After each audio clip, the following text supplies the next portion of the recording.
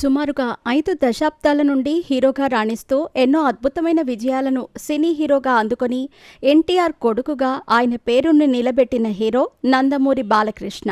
కేవలం హీరోగా మాత్రమే కాదు, వ్యక్తిగతంగా కూడా బాలకృష్ణ ఎంతోమంది పేదలకు బసవతారకం క్యాన్సర్ హాస్పిటల్ ద్వారా ఉచితంగా వైద్యం అందించారు. ఇక రాజకీయ నాయకుడిగా అయితే హిందూపురంలో వరుసగా 3 సార్లు శాసనసభ్యుడిగా ఎంపికై చరిత్ర సృష్టించారు. తెలుగుదేశం పార్టీకి కేవలం 23 సీట్స్ వచ్చేంత గడ్డు కాలంలో కూడా బాలయ్య బాబు హిందూపురం నుండి ఎమ్మెల్యేగా ఎన్నికయ్యాడంటే జనాల్లో ఆయన మీద ఉన్న విశ్వాసం ఎలాంటిదో అర్థం చేసుకోవచ్చు. అందుకే కేంద్ర ప్రభుత్వం బాలయ్యని గుర్తించి పద్మభూషణ్ అవార్డుని అందించటంపై ఆయన అభిమానులు పట్టరాని ఆనందంలో ఉన్నారు.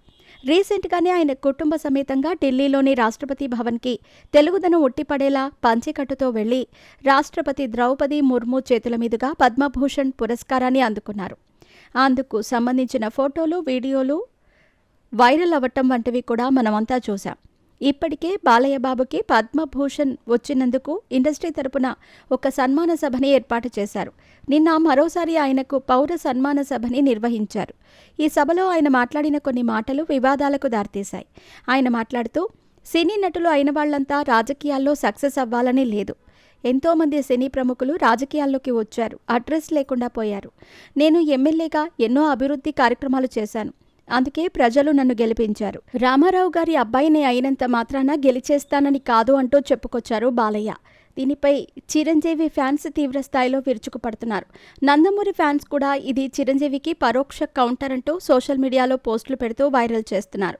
ప్రస్తుతం జనసేన పార్టీతో కలిసి వెళుతున్నప్పుడు కూడా బాలయ్య మిత్ర బంధం పాటించకుండా ఇష్టమొచ్చినట్టు మాట్లాడుతున్నాడని, ఇది ఏమాత్రం కరెక్ట్ కాదు అంటూ నెటిజన్స్ మండిపడుతున్నారు. జనసేన పార్టీ లేకపోతే తెలుగుదేశం పరిస్థితి ఇలా ఉండేది కాదు. కూటమి అధికారంలోకి రావటానికి సింహభాగం పవన్ కళ్యాణ్ ఇచ్చిన కూడా ఒక కారణమని, మా మద్దతుతో గెలిచి మా మీదనే ఇలా సెటైర్స్ వేస్తారా అంటూ కోపం తెచ్చుకున్నారు మెగా ఫ్యాన్స్. అయితే ప్రతి దానిని భూతద్దంలో పెట్టి చూడాల్సిన అవసరం లేదు. బాలయ్య ఉద్దేశపూర్వకంగా చేసిన కామెంట్స్ లాగా అసలు అనిపించటం లేదు. కేవలం ఫ్లోలోనే మాట్లాడాడు అంటూ సోషల్ మీడియాలో కూటమి పెద్దలు కామెంట్స్ చేస్తున్నారు.